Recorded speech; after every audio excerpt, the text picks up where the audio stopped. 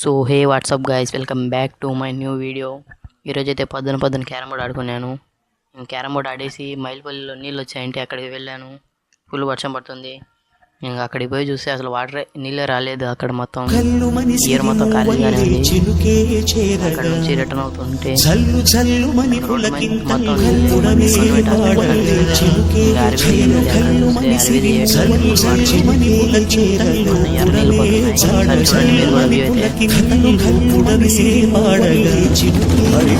అక్కడైతే full water, అసలు గాలి కూడా బాగా వస్తుంది.